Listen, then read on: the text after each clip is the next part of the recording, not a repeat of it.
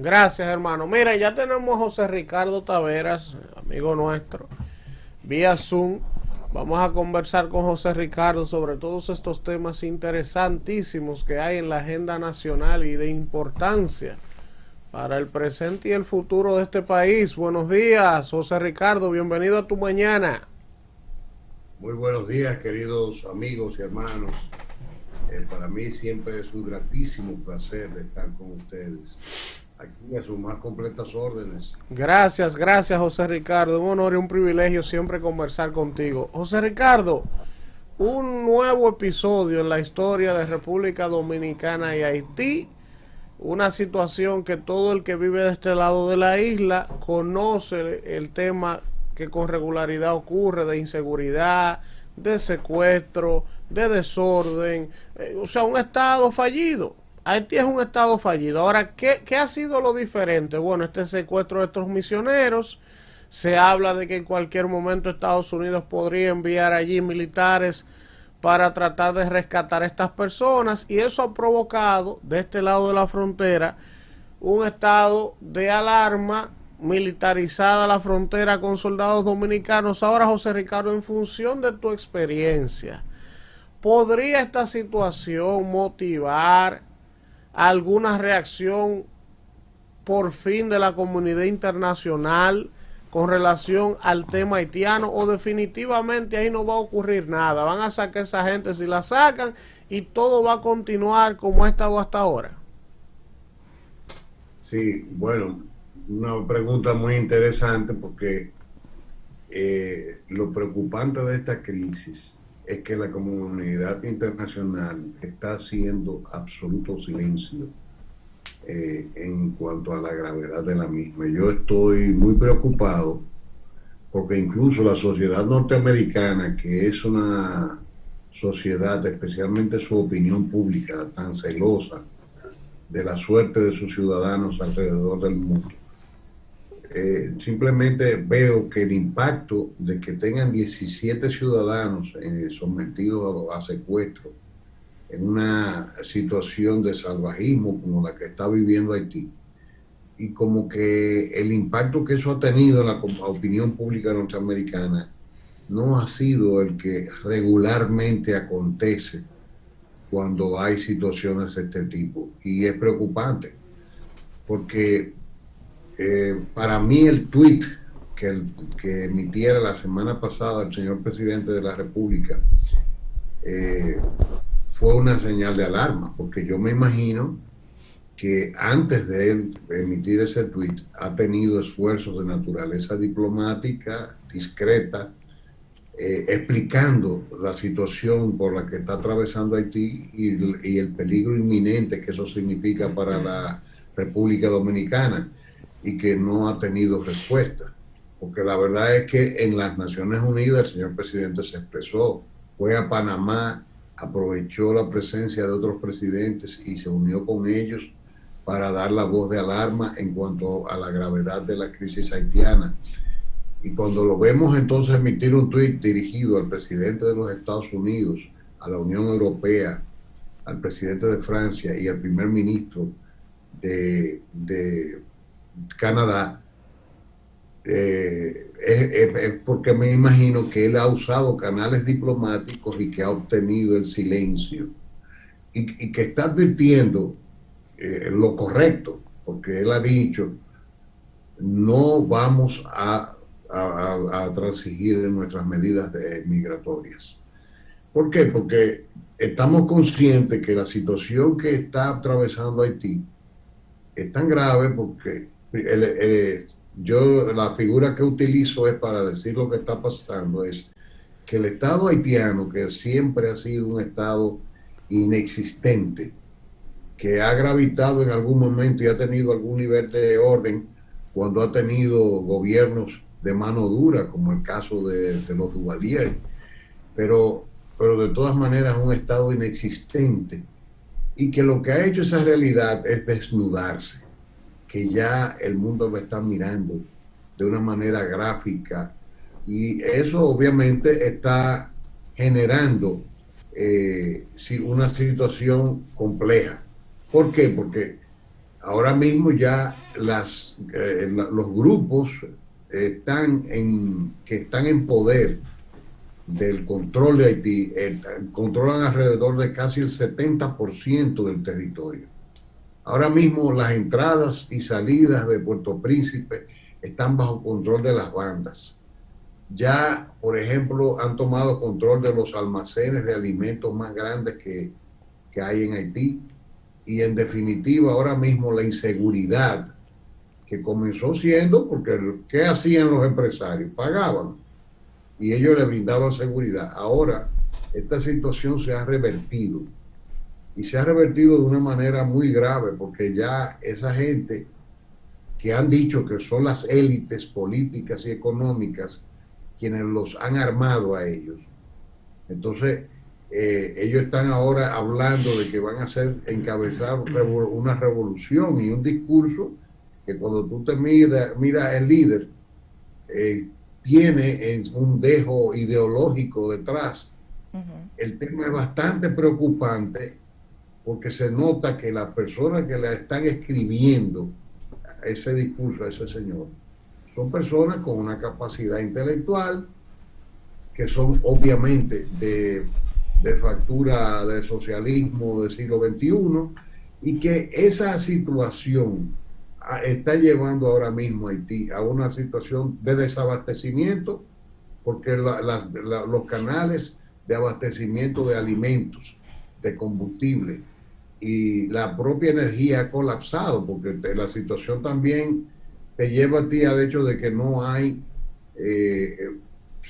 a mí me informó una persona que estuvo recientemente en Puerto Príncipe que el promedio de electricidad que hay ahora mismo en Puerto Príncipe es 3 horas por día. Doctor. Entonces, sí, a la orden. Doctor, buenos días. Un gran placer, doctor, tenerle aquí con nosotros. Doctor, a mí me alegró mucho cuando vi que usted va a estar aquí con nosotros. Yo no sé si usted tuvo la oportunidad de leer mi artículo de ayer. Yo se lo envié ayer tarde, que no sé si pudo leerlo, pero de lo que quiero hablarle es de lo siguiente, doctor. Usted sabe que yo estuve viendo una entrevista del magistrado Milton Ray, estuvo el sábado con un colega, y me llamó poderosamente la atención dos planteamientos que él hacía en su entrevista. Hay uno que yo disiento de ese planteamiento. Él decía allí que de plano hay que rechazar el tema de proponer a Haití que se convierta en un fideicomiso, porque él dice que la ONU de manera taxativa ha prohibido esto por el tema de la descolonización. Yo dije, ven acá, pero es que la descolonización es una cosa y el fideicomiso es otra. Además de eso, si bien es cierto que desde el 94, a través de una resolución, el Consejo de Administración Fiduciaria suspendió sus operaciones, ahora el Consejo existe. De hecho, el Consejo tiene una reunión en este mes, a final de este mes la tiene pautada para reunirse. Entonces, si la única función que tiene el Consejo es esa, es asistir a los países en medio de esto, además de eso, los fideicomisos que hemos visto anteriormente, me parece que han fracasado porque un país lo ha encabezado. En este caso, lo que yo estoy proponiendo es que allí llegue un fideicomiso, yo lo llamo un plan Marshall del siglo XXI, aunque no tiene esa característica porque es el referente más cercano que tenemos como mecanismo de reconstrucción, ¿verdad? Es un neologismo que yo utilizo para referirme a ese tema. Ahora, de lo que yo estoy hablando es de un fideicomiso, pero encabezado por varias potencias, para que cada una se divida un problema de lo que tiene Haití. Porque es que Haití no tiene solución. Por toda esa medida que tomemos aquí, todo eso es coyuntural. Nosotros no tenemos ni siquiera la condición para tener apostado de manera permanente a 12.000 militares en la frontera. Uno tiene que ser consciente con las debilidades que tenemos como Estado para poder enfrentar ese problema. Entonces, es una equivocación mía, el magistrado está equivocado en esto. ¿Cuál es la realidad? Porque a mí me parece que él tiene una confusión y me parece que sí. ¿Qué es lo que ha hecho el Consejo? Bueno, que ha eliminado las reuniones ordinarias cada año, pero sí existe el Consejo todavía y esa es su función fundamental. Me gustaría escucharlo a usted, doctor. Sí, sí. Fíjate, Manuel, sí, claro, vi tu artículo. Es una tesis que tú has asumido, que nosotros venimos planteando también durante años, y que es muy correcta la teoría del Plan Marshall para Haití, que tú le llamas el Plan Marshall del siglo XXI. ciertamente, el magistrado Milton Ray Guevara tiene razón en el sentido, en cierto sentido. Uh-huh. Y te voy a explicar en qué consiste. El tema del fideicomiso no está contemplado y está en el Estatuto de Naciones Unidas prohibido uh-huh. para los Estados miembros. Uh-huh. Y que jurídicamente, y cuando él lo dice como un constitucionalista, una persona con experiencia. Claro. Jurídicamente, por eso es que cuando yo hablo del tema del fideicomiso, hablo de una especie, un fideicomiso o algo similar. Porque el tema es que, si bien es cierto que él tiene razón en ese sentido, cuando nosotros nos referimos, por ejemplo, a que la crisis haitiana se ha develado como un estado inexistente, yo creo que esa realidad... Ahí sí entraría ese concepto. Entonces, fíjate, es la teoría que yo planteo siempre, sí, es cierto, el estatuto lo prohíbe, porque exacto. Realmente esa es la verdad. El Estatuto de Naciones Unidas prohíbe y Haití es un país miembro desde la fundación. Claro. Entonces, desde ese punto de vista, Naciones Unidas tiene un impedimento legal. Ahora, ¿qué decía Ortega y Gasset? Que el derecho es una secreción espontánea de la realidad. Uh-huh. Entonces, yo digo, bueno, de acuerdo, no le llamemos fideicomiso si ustedes quieren. Siéntense y vamos a sentar los juristas a buscar una salida, porque si no es fideicomiso, las Naciones Unidas tienen que estatuir frente a la realidad que está planteando Haití, como un Estado que ha sido reconocido, que es parte de Naciones Unidas, de buenas a primeras, presenta una realidad que es incompatible con la configuración de un Estado organizado. Entonces, ahí entonces tendría que entrar la figura del Estado colapsado, que es algo de lo que siempre se ha hablado, pero que Naciones Unidas debe, en ocasión de la situación de Haití, las Naciones Unidas debe evaluar qué hacer, porque los haitianos están en una situación de indefensión en este momento. O sea, ellos están pidiendo a gritos la intervención. Lo que pasa es que ellos, como es normal, están pidiendo una intervención o soterradamente la están pidiendo. La comunidad intelectual haitiana está de acuerdo. Entonces, cuando tú te pones a mirar, ellos lo que dicen, bueno, pero vamos a hacer un proceso para que haya unas elecciones, porque ellos siempre lo que terminan pidiendo es que se hagan unas elecciones, que se elijan autoridades, porque ellos no reconocen las actuales, y que se le entreguen los recursos a una autoridad haitiana para que administre. Y eso es lo que la comunidad internacional no quiere. Doctor, entonces estamos en un punto muerto. Doctor. En un punto muerto que tenemos que superar. ¿Por qué? Sencillo, porque Haití no puede seguir siendo esa realidad que es. Ahí hay que asimilar eso, el tema del Plan Marshall. Cuando el Plan Marshall se implementó, no se implementó desde el punto de vista de un fideicomiso. Doctor. Fue un financiamiento masivo a los países europeos después de la guerra. O sea que, si hay voluntad, el Plan Marshall y la administración internacional se impone.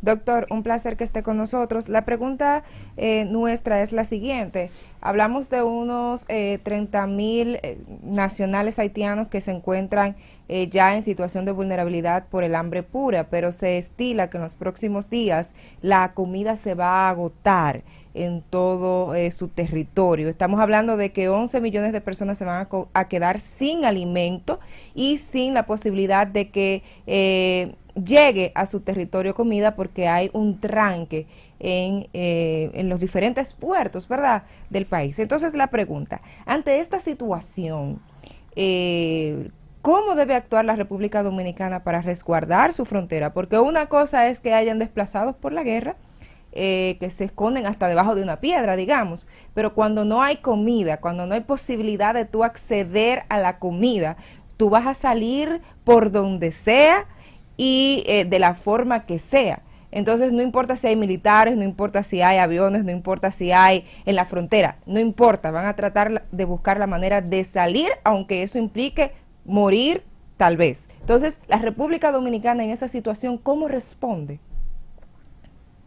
Bueno, yo compartí con mis amigos una nota recientemente en la que explicaba cuál es la situación frente a la cual estamos enfrentados. Y esa pregunta es la pregunta estratégica, porque también detrás de ella está la respuesta estratégica que debe dar el país. Se han emplazado en la frontera 12.000 soldados. La presencia de esos soldados me parece extremadamente pertinente porque es un elemento de disuasión a cualquier tipo de tentación de que se produzca un desplazamiento de población, una expulsión de población, que es lo que Haití es, un estado o un territorio que expulsa a población permanentemente. Ahora, yo observaba que la presencia militar, si bien es pertinente, es disuasiva, es necesaria, incluso debe ser incrementada en el momento en que sea pertinente. También es cierto que lo que puede ocurrir no es una confrontación de naturaleza militar. Yo he dicho que lo que se puede sobrevenir sobre el país es una invasión de naturaleza civil, no militar, integrada por seres humanos con hambre, que vendrían envejecientes, niños, mujeres embarazadas, etcétera, y que tú, esa gente, sin exponerte a una crisis mundial y a una intervención, porque ahí sí reaccionaría Naciones Unidas. Entonces, tú no podrías recibirlo con una ametralladora 50 y barrera porque vengan de esa manera. Entonces, hay que tener mecanismos de disuasión policíaca, que me refiero a los procedimientos operativos, porque el abordaje de ese tipo de cosas no puede, porque tú no tienes de aquel lado una correspondencia de naturaleza militar. Primer punto. Ahora, el tema es tan grave que si la comunidad internacional no reacciona, y hay que reconocer que el gobierno ha estado haciendo los esfuerzos para que lo haga, especialmente el presidente, si la situación de silencio cómplice, que yo digo que es deliberado, porque en el fondo la comunidad internacional lo que quiere es eso, ¿sí? Que nosotros tengamos que asumir el tema, pero que lo asumamos en dos vías. Ellos siempre han querido que actuemos como territorio de compensación a la crisis haitiana, que lo que va a hacer es hundirnos a ambas naciones en el caos. Ahora, ¿qué va a pasar llegado el momento? Mi teoría es que las Fuerzas Armadas de la República Dominicana tienen que incursionar en territorio haitiano, porque tienen que incursionar no como una invasión ni a controlar Haití ni su soberanía, sino como una medida de policía militar, de contención de población en territorio haitiano. ¿Cuáles son las causas de la falta, de la posible desplazamiento de población? Bueno, la interrupción de los canales de distribución de alimentos, de combustible, etcétera. Te están quemando los hospitales. Entonces, bueno, si el problema es ese, entonces una intervención puntual, específica, tendente a que si eso va a generar campamentos de refugiados, nosotros lo vayamos organizando hasta que seamos relevados por la comunidad internacional, pero de aquel lado. Entonces, tú creas un mecanismo de seguridad, de control militar, que pueda tener una labor de contención de las bandas para poder generar una rearticulación de los canales de distribución para que se pueda importar alimentos, distribuir alimentos sin riesgo. Entonces, sobre esas bases, estabilizar la situación de tal manera que la población pueda ser contenida de aquel lado. Porque si llegaron de este lado el problema que vamos a tener es tan José, profundo y José tan Ricardo. grave y tan permanente. Y además no perder de vista de que eso va a implicar una desestabilización interna, porque el caballo de Troya está aquí. Aquí hay millones de haitianos viviendo, no se sabe cuántos. José No Ricardo. Sí, Sí, la semana pasada el presidente convocó al liderazgo político nacional y anunció una serie de medidas. Para esta tarde se espera una segunda reunión. Me gustaría escuchar su valoración de las medidas que anunció el presidente y las expectativas que hay en torno a la reunión que está convocada para la tarde de este lunes.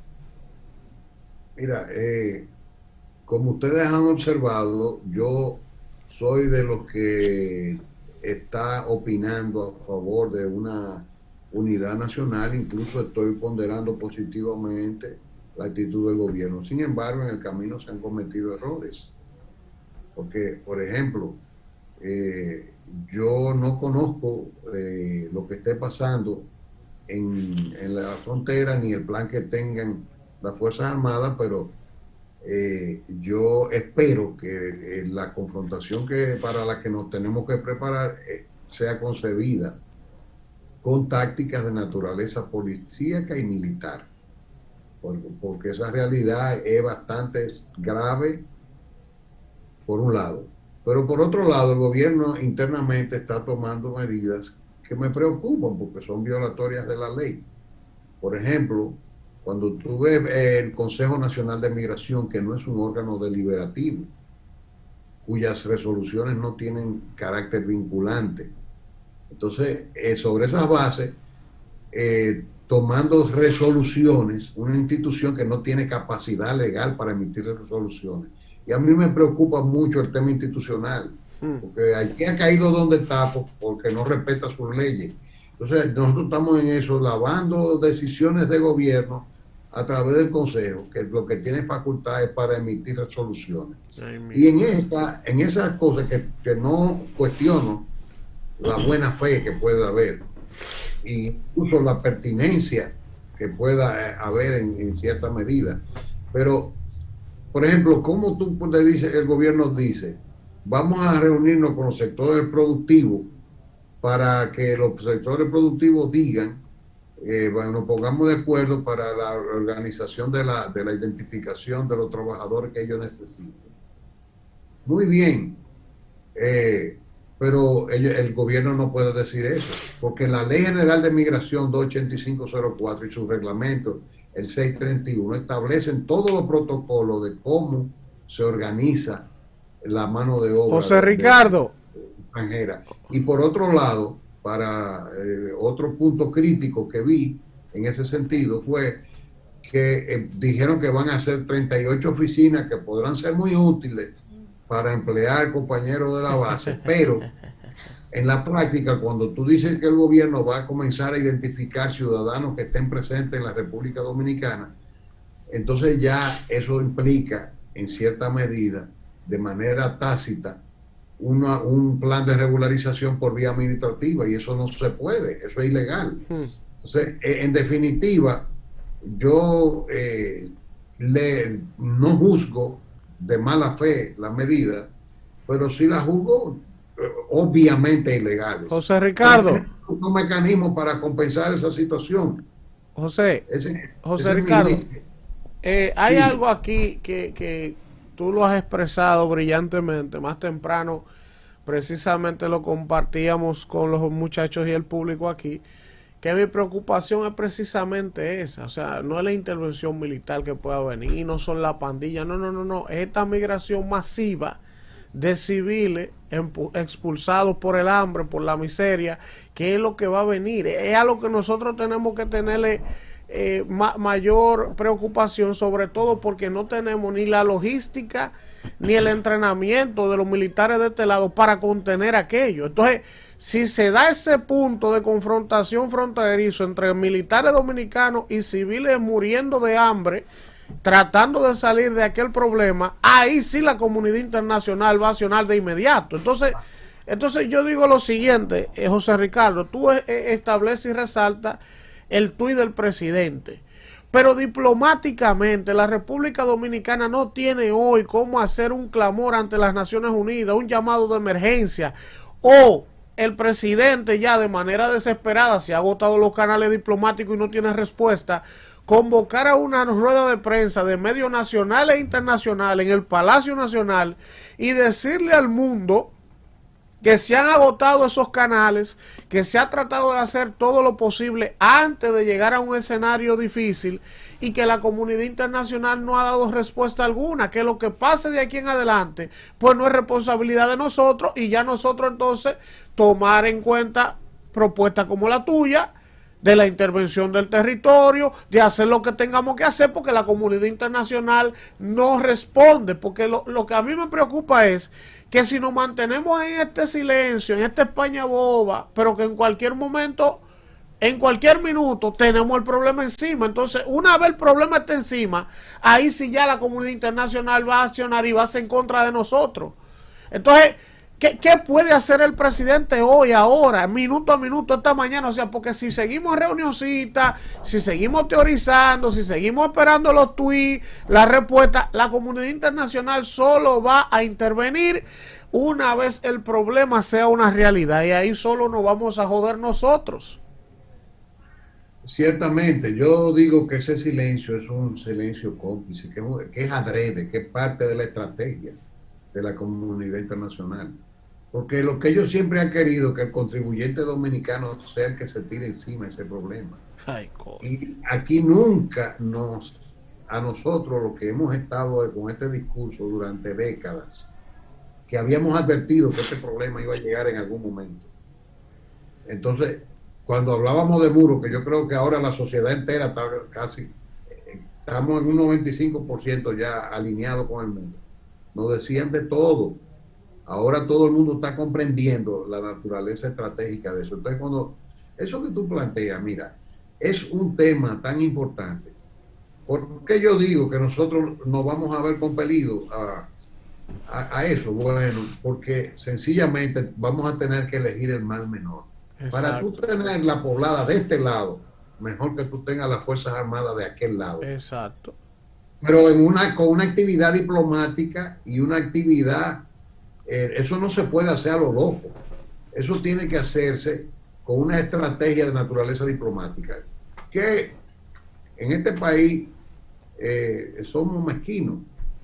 Aquí la clase política no está acostumbrada a entender lo que son intereses estratégicos y a generar cuestiones de unidad que vayan más allá de lo que sean más trascendentes. Por ejemplo, aquí tú agarras. Me extraña, por ejemplo, el silencio del canciller. ¿Qué hace ese canciller aquí? Ese canciller tiene que estar viajando ahora mismo a las principales capitales del mundo. Haciendo lo mismo. ¿Qué hace? Que además, tú convocas una unidad nacional y convocas a las fuerzas vivas del país.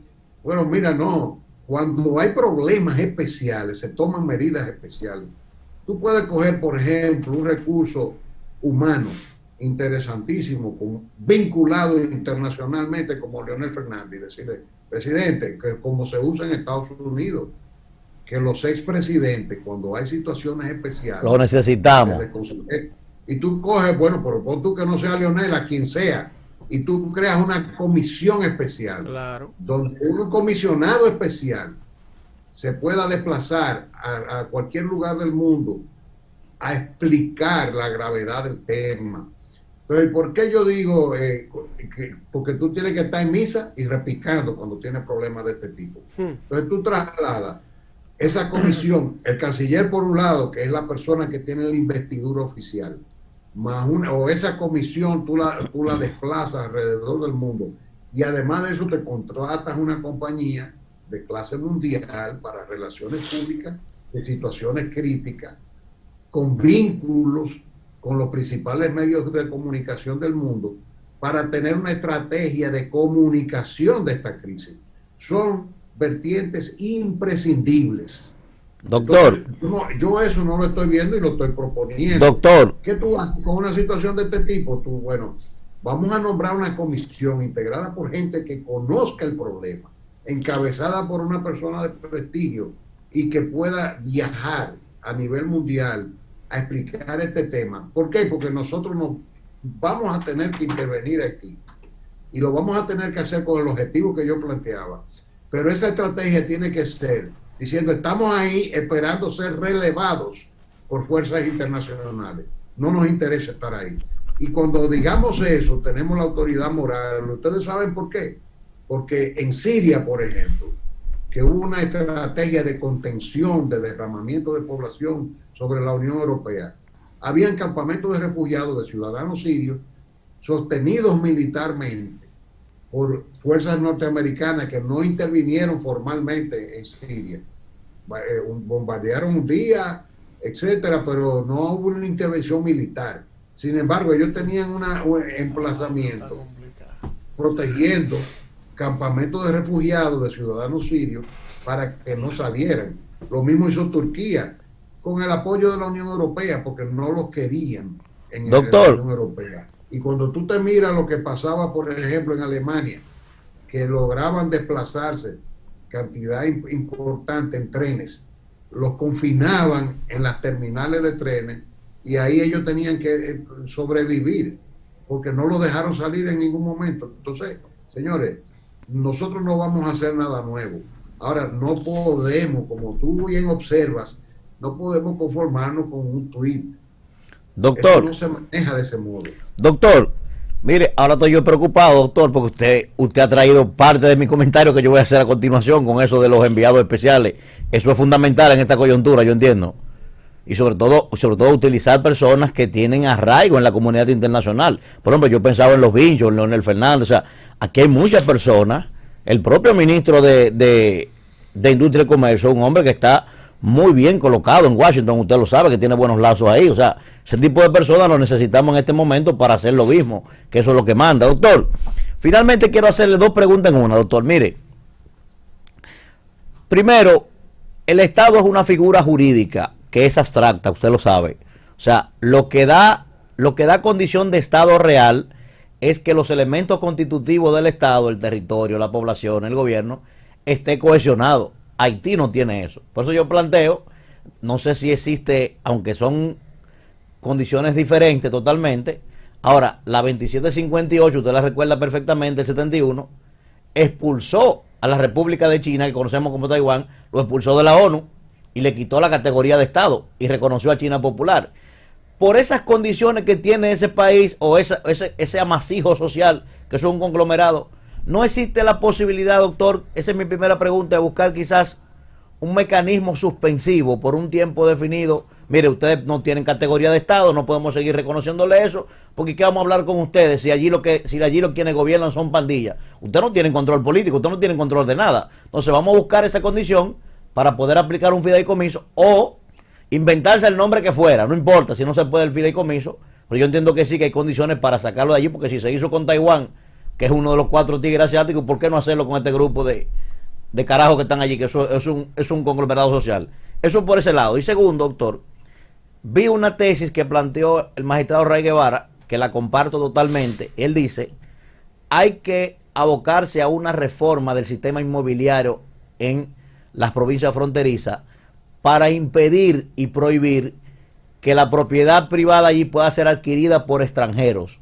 A mí me gustó eso y yo lo comparto. Pienso que sobre todo ciudadanos haitianos hay que prohibirle comprar propiedades allá en la zona fronteriza. Me gustaría su opinión sobre eso también, doctor.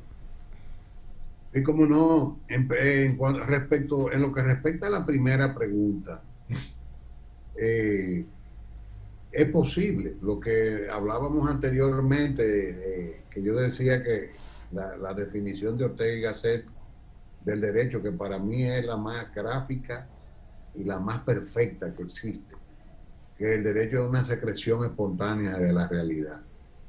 Cuando tú dices en el Estatuto de Naciones Unidas, no, el Estatuto de Fideicomiso es para territorios que aunque tengan cierta ocupación humana, pues obviamente no es para colonias, no es para estados miembros, o sea, se prohíbe taxativamente. Pero cuando dice eso, es bajo el presupuesto de que existe el Estado. Exacto. Entonces, Cuando ese elemento constitutivo, para que los abogados me van a entender muy bien, si no existe el elemento constitutivo de la existencia del Estado, es cuestión de que la comunidad internacional se reúne y diga, bueno, miren, esto se supone que esto no es así, porque existe un Estado, porque no existe el Estado. Pero si no existe el Estado, entonces ya no hay razón. Entonces, ¿qué es lo que está pasando? Porque el mal es de fondo. Ya la comunidad internacional duró 20 años metida ahí, con una fuerza militar, la MINUSTAH, que no legó absolutamente nada. Esa fuerza pudo haber estado esos 20 años entrenando un nuevo ejército haitiano, o entrenando a la nueva policía. No pasó así. Esa nueva policía se fue haciendo al final ahí como un esfuerzo que implementó el presidente Martelly, en el cual recibió apoyo de Ecuador y de otros países, pero no fue la comunidad internacional la que implementó eso. Por ejemplo, ¿qué tú ganas con hacer lo que yo le llamo los parches electorales en Haití? Si cada vez que vienen y hacen un parche electoral se elige una autoridad, termina en la misma deriva, terminan en el caos. O sea, todo el mundo sabía, y yo recuerdo haberlo advertido, que el Estado haitiano sin la presencia de la MINUSTAH no se iba a sostener. Pero esa presencia militar que costó un promedio de $800 millones por año, esa presencia militar no se hizo con ningún tipo de objetivo, porque ellos no tenían interdicción contra la droga. Haití es un almacén de drogas. No tenían interdicción contra el tema de armas, no tenían interdicción de ningún tipo. Y resulta que ellos, cuando se les preguntaba, dice, la presencia nuestra es simplemente para sostener el Estado haitiano, entiéndase, el gobierno. Salieron, pues mira, no hay gobierno que se sostenga. Entonces, es una sociedad incapaz totalmente de ponerse de acuerdo.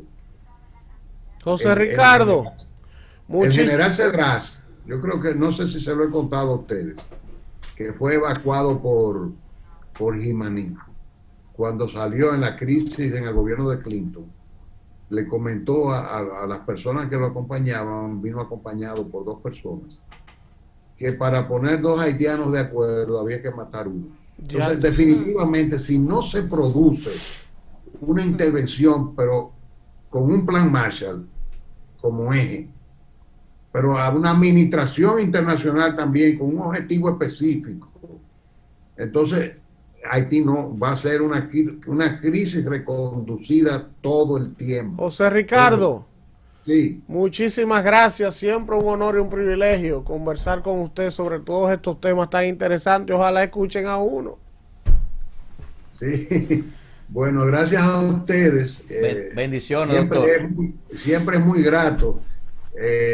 Y Manuel, me quedé con el tema de la frontera. La Constitución establece la posibilidad de ese estatuto. Claro. Es pertinente. Incluso debemos reconsiderar algunas normativas que se han tomado, por ejemplo, de control de propiedad de extranjeros, evaluarla con el tema de la inversión extranjera y ver, porque nosotros estamos sometidos a una situación muy especial y hay que tomar medidas equilibradas que no detengan la inversión extranjera, pero que nos ayuden a contener el tipo de problemas que estamos teniendo, porque esa gente se está mudando toda para acá. Bueno, así es. Gracias, José Ricardo Abrazo, Taveras. Siempre a la orden. Igual, bueno, ahí estuvimos conversando con José Ricardo Taveras sobre este tema haitiano, quien lo domina con muchísima propiedad y con muchos argumentos lógicos. Ojalá que este tipo de entrevistas le lleguen al gobierno, al presidente, a los que son tomadores de decisiones. Medio comentario ahí, profesor. Porque hay muchos temas ahí interesantes y muy claros que se pueden vislumbrar en el escenario inmediato y a futuro de esa situación del tema haitiano, y si no son abordadas con ese tipo de entendimiento, pues puede llevarnos a cometer errores en la toma de decisión. Vamos a hacer una pausa comercial para venir con el comentario de Manuel Cruz en Tu Mañana. Ahora vamos a una pausa comercial.